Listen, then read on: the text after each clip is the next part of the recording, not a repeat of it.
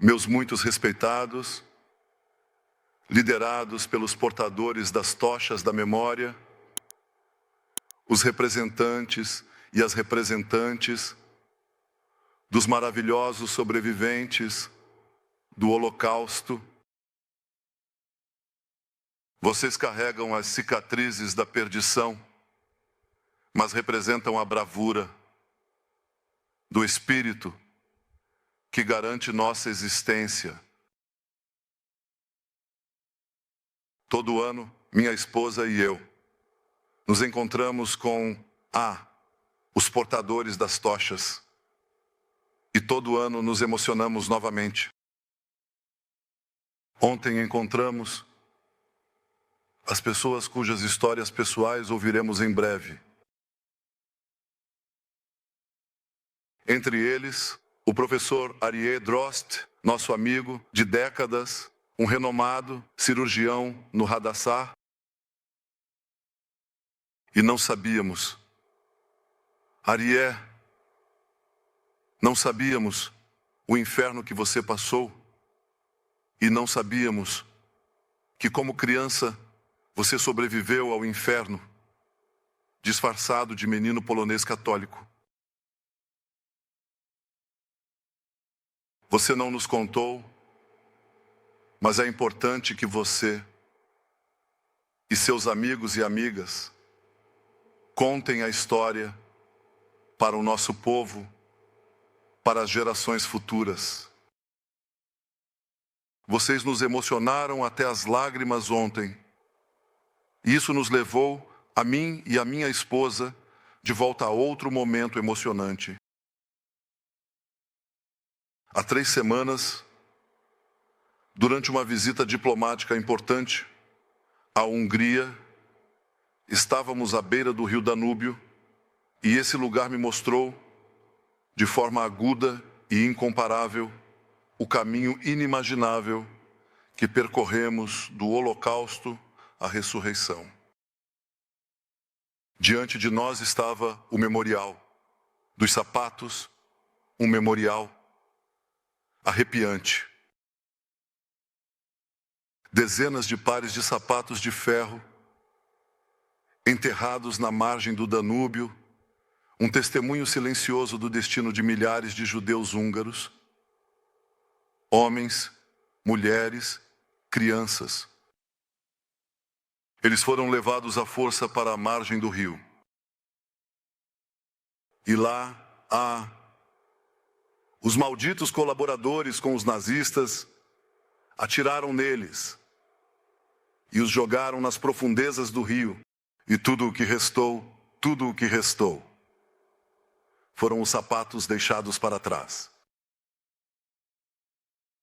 Ao lado da exibição comovente dos sapatos de ferro, destacou-se outra exibição comovente: colunas de ferro. Colunas de ferro, envoltas em fotos de nossos heróis que caíram na guerra das espadas de ferro. Vi e desviamos nosso olhar de lá para cá, daqui para lá. Dos sapatos de ferro para os adesivos, os adesivos com fotos de nossos heróis, das lembranças do Holocausto, aos heróis de Israel, as bandeiras de Israel, as fitas amarelas amarradas ao redor, para mostrar ao mundo inteiro nosso compromisso de trazer de volta todos os nossos sequestrados. E quando o Kadish foi recitado, inclinamos nossas cabeças, tanto em memória das vítimas do Holocausto, quanto em memória dos caídos na guerra. E enquanto eu inclinava a cabeça, pensei então na enorme mudança que realizamos nos últimos 80 anos. Durante o Holocausto, éramos como pó espalhado ao vento, como um vaso quebrado. E é preciso dizer, e eu digo isso quase todos os anos, Nós saudamos de todo o coração a bravura dos rebeldes, dos guetos e dos campos. E sua bravura foi um raio de luz que brilhou na escuridão simplesmente, terrível que caiu sobre nós, mas ela também foi a centelha da ressurreição que viria, mas, no geral, é preciso dizer também, nossos irmãos e irmãs, os 6 milhões, foram levados indefesos para as valas da morte e para os fornos de fogo. E hoje, temos uma força de defesa poderosa que o mundo inteiro respeita. Temos um país, temos um exército, temos forças de segurança, temos combatentes e combatentes maravilhosos que estão imbuídos de um espírito forte. Eu os encontro no campo. Eu quero lhes dizer, este é um exército de leões. Este é o exército da vitória. Nossos combatentes representam a força vital do nosso povo. Um povo que repetidamente se levanta do abismo e floresce novamente.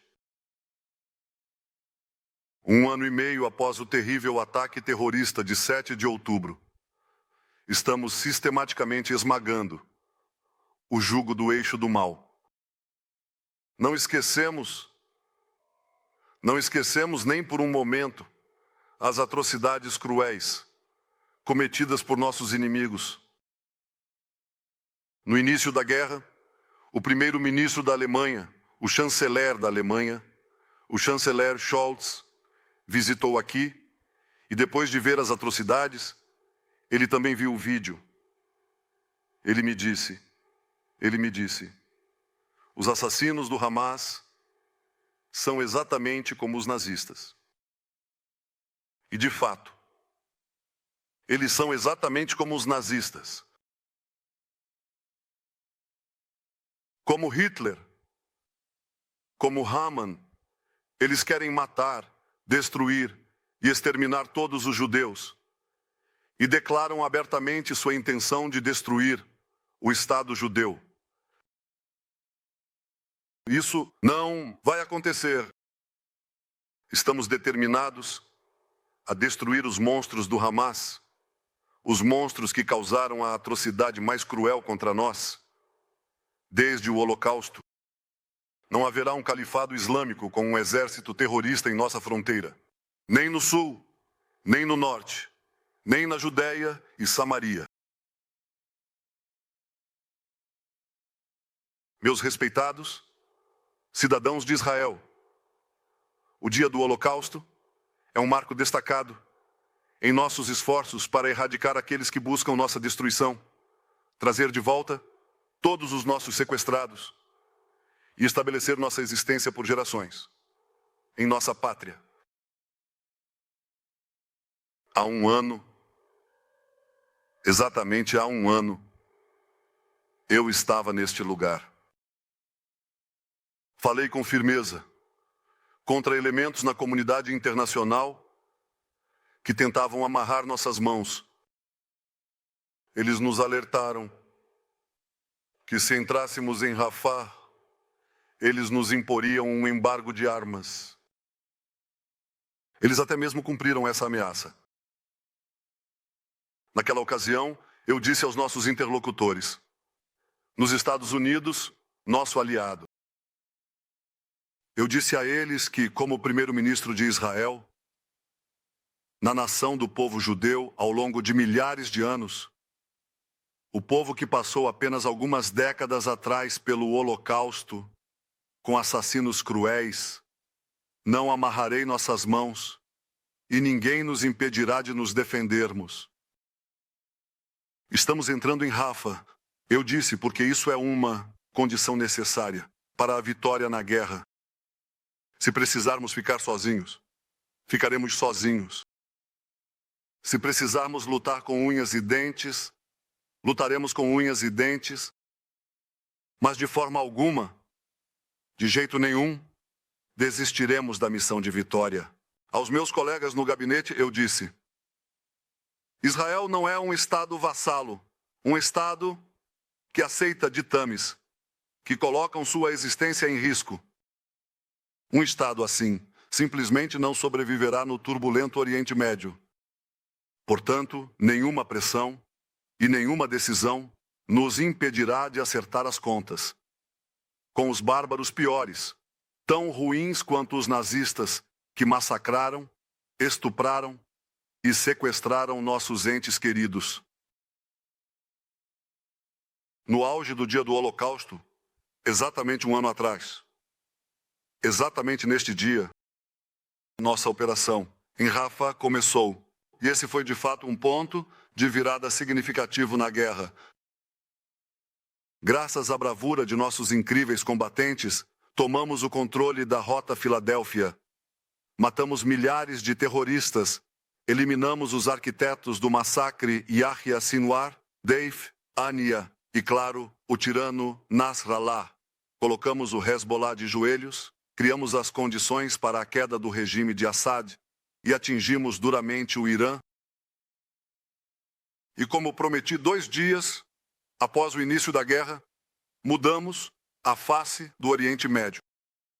Aqueles que temiam que após o massacre de 7 de outubro enfrentaríamos outro holocausto, viram como viramos a situação de cabeça para baixo. Neste dia do holocausto, eu prometo, a pressão militar sobre o Hamas continuará. Destruiremos todas as suas capacidades, recuperaremos todos os nossos sequestrados, venceremos o Hamas e impediremos o Irã de obter armas nucleares. Lutar com força contra regimes fanáticos que ameaçam o mundo inteiro. Lutar com força contra regimes fanáticos que ameaçam o mundo inteiro. E fazê-lo a tempo. Essa é a principal lição do Holocausto. Essa é também a principal lição que aprendi com meu pai, o professor Benzion Netanyahu, de abençoada memória, testemunhou a fraqueza do mundo livre diante da ascensão do nazismo. Em 1933, o ano da ascensão de Hitler, quando tinha 23 anos, meu pai escreveu que, se o antissemitismo se espalhasse, ele colocaria em risco a existência dos judeus em todos os lugares. Durante o Holocausto, enfrentado pelo povo judeu, ouvi dizer que ninguém previu o Holocausto. Ele continuou: podemos esmagar o antissemitismo se mostrarmos que ele não é dirigido apenas aos judeus. Devemos convencer os outros de que o ataque de Hitler aos judeus da Alemanha é um ataque à sociedade humana como um todo. E hoje eu digo, o regime no Irã, o regime dos dias no Irã, é uma ameaça ao destino e à existência, não apenas do nosso futuro, mas ao destino e ao futuro de toda a sociedade humana. É isso que acontecerá se ele conseguir armas nucleares. A luta entre nós e o império do terror em Teherã determinará o destino de todas as sociedades livres. Israel não perderá, Israel não desistirá e Israel não se renderá. Essa é a minha missão como primeiro-ministro de Israel. E essa é a missão de todos nós, de toda a sociedade israelense, em todas as suas partes. Continuaremos a nos defender com persistência, continuaremos a nos defender com determinação, continuaremos a nos defender com força. E eu digo essas palavras, porque de que valem belas palavras sobre a vitória da iluminação sobre a barbárie. Se no momento da prova você não está disposto a lutar e se rende ao bárbaro, nós nunca nos renderemos. A vitória exige resiliência. Graças à resiliência, já alcançamos conquistas grandiosas e graças à resiliência alcançaremos mais conquistas até que a vitória chegue. Meus respeitos, sobreviventes do Holocausto, entre as imagens de memória e os adesivos comoventes dos caídos, como aqueles que vi às margens do Danúbio, destaca-se a imagem do oficial de blindados, Eitan Fish, de abençoada memória, cujas raízes familiares estão na Hungria. Eitan caiu em combate na faixa de Gaza. Ao lado da imagem, em sua memória, estão escritas 3 palavras: ouvir, correto, aprimorar. Assim, em essência, por respeito ao outro, Eitan se relacionava com seus amigos e comandantes nas forças de defesa de Israel. 5 gerações atrás, seu parente Albert Fish participou da Primeira Guerra Mundial como oficial no exército austro-húngaro. Após a guerra, Albert percebeu imediatamente para onde soprava o vento antissemita na Europa ensanguentada e decidiu emigrar para a terra de Israel. Muitos de seus familiares não fizeram isso e pereceram no Holocausto. Outros, de forma milagrosa, conseguiram sobreviver. Credores, a avó de Eitan Fish foi enviada com suas 3 irmãs para Auschwitz, em reviravoltas emocionais imensas. É impossível compreendê-las. Todas as 4 irmãs foram salvas. E no ano da fundação do Estado, elas finalmente chegaram a Israel. Desde então, há uma mensagem que é passada de geração em geração na família Fish. Levantem a cabeça. Ele levantou a cabeça. Diante das dificuldades, das perseguições, da destruição, ele levantou a cabeça, dizem os pais e os avós de Eitan, David e Shaya.